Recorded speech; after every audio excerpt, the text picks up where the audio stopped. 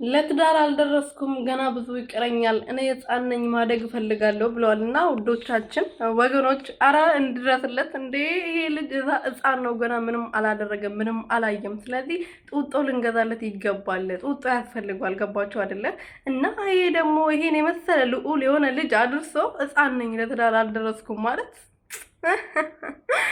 ስንቱን ጉድ ሰርቶ ስንቱን እኛ ራሱ ያየነው ስንት ጉድ አየን የአብርሃምን ጉድ ማለት ነው ስንቱን አየን ግን እሱ ህፃን ነኝ ለትዳር አልደረስኩም ማለት ትላንትና ጭራሽ ወርዶ ማለት ነውና ለትዳር ስላልደረሰ ወንድማችን አሁን በዚህ ሰዓት እንግዲህ ያው ሄርሜላ ለትዳር ደርሳ አልፎባታል ጊዜው በጣም አልፎባታል በዚህ ሰዓት እሷ በቃ ትዳር ያስብስብ ቁጭ የምትልበት ሰዓት ነበረ ሩትዬ ደግሞ ያው እንደምታዩት የኔ እንቁ የኔ ቆንጆ የኔ ጀግና ማለት ነው እሷም ደግሞ ለትዳር ደርሳለች አቶ አብርሃም ግን ለትዳር አልደረሰም ገና ህፃን ስለሆነ ገና አሳድጎ ወይም ደግሞ አሳድገን ገና እንድረዋለን እንፈልግለታለን ወይም ደግሞ እሱ እንደተለመደው ያው እቺ ዳርዳር ማለት ነው የቃላ ማሳት ነው የሚባል አባባል አለና እቺ ይሄ ብሎ ከኤርሜላም ልቆ ለትዳር አልደረስኩም ብሎ ከሩትም ርቆ ሌላ ገና ምንም ያልተነካካች ይዞ ሊመጣ ነው።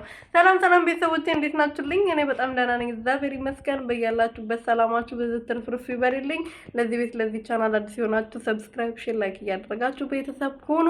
እንግዲህ ወንድማችን ለትዳር ስላልደረሰ አዲስ ገና ምንም ያልተነካች ምንም ያላየች እንግዲህ ይዞ ሊመጣልን ነው። በቅርቡ አዲስ ነገር እንጠብቃለን ከአቶ አብርሃም።